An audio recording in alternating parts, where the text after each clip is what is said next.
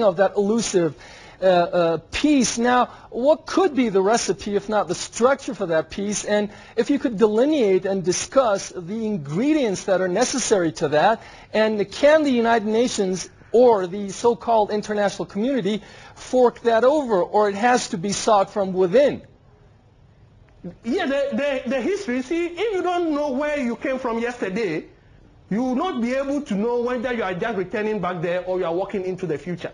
So it is important. So if you have a bit of patience with me, and I'll do the historical analysis will lay the basis for how do we deal with that historical product. Briefly, please, go ahead. Yes. Okay. Yes. The fact is that in Somalia, despite the fact that Italy, Britain, and France, and even with Abyssinia intervening, we still had independence when there was one country together as Somalia, which in itself is unique in comparison to Africa, other African countries.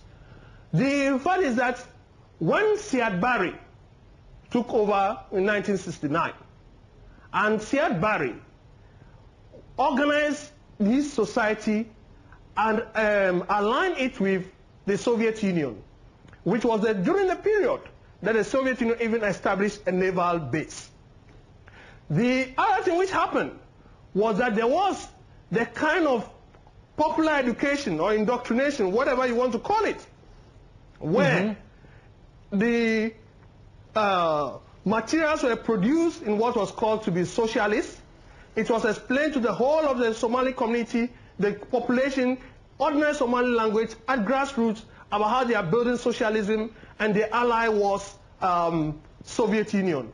The Soviet Union even armed Somalia to fight, and even provided military assistance to fight Ethiopia all the way down through the Ogaden. Then in 1974, when Haile Mengistu came to power in Ethiopia. Kofi, I don't want to interrupt your speech, but there's so much to cover and little time allowing us. So I would appreciate if you can pick up some pace there, please. Let me finish it. Please go ahead. Let me finish it. Yeah, so when Mengistu came and the Soviets supported Mengistu, who was shouting the massive slogans louder, they withdrew all the arms from Somali now, gave the same arms to Mengistu to fight the Somalis. This led to the situation in which Somalia now allied with apartheid South Africa and USA.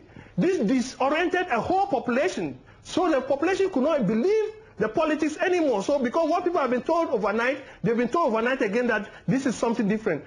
One thing that you can always remember is your family, your clan. You know that you are born into a clan, you know you are born into a family. I promise so I'll get back to before we close the show, just to get a quick reaction from the other panelists. Now, Ayo Johnson, you've been sitting there silently for quite a bit. Now, originally the motto of the Islamic courts when they came to power in 2006 was to restore a sense of equality to the society and combat iniquity and bring justice. But later on, of course, their position and mission transformed. But then, speaking of that justice, my question to you is, can a regional and indigenous peace be made without that justice?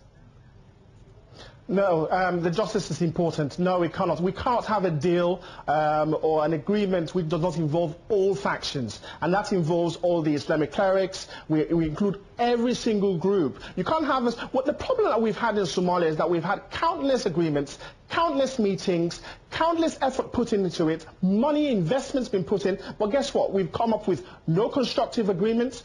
For those agreements that have come up, people have not kept up with them. So we need meaningful disclosure, meaningful discussions, and a meaningful process in itself. And I think that's where the problem is.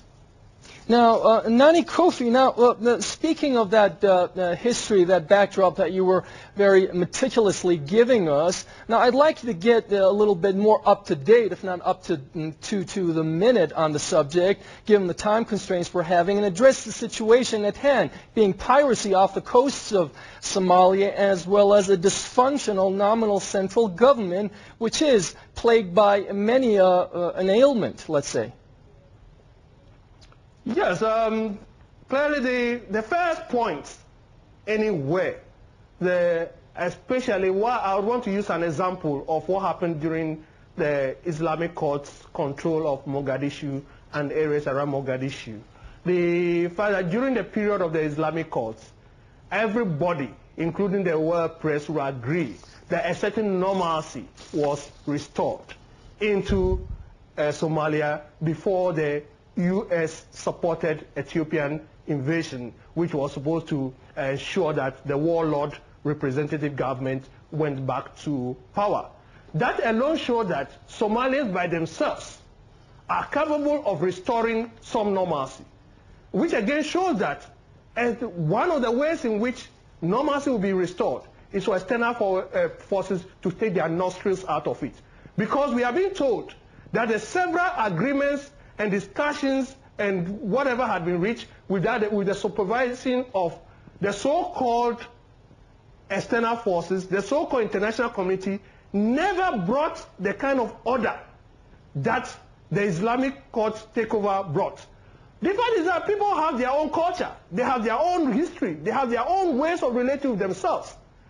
I cannot imagine if there is a crisis in Northern Ireland or as Wales, we'd never ask African countries to come to Northern Ireland to supervise or to help the British solve these problems.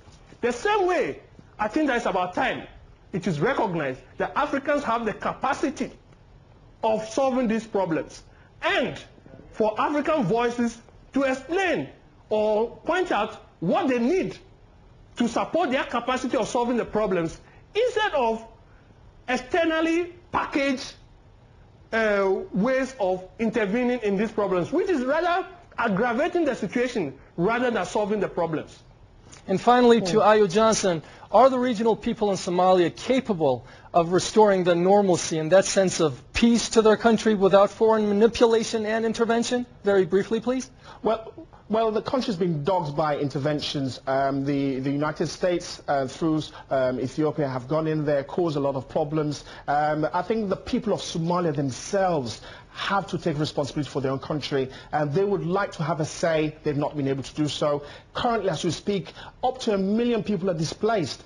Countless thousands have lost their lives. And in the interest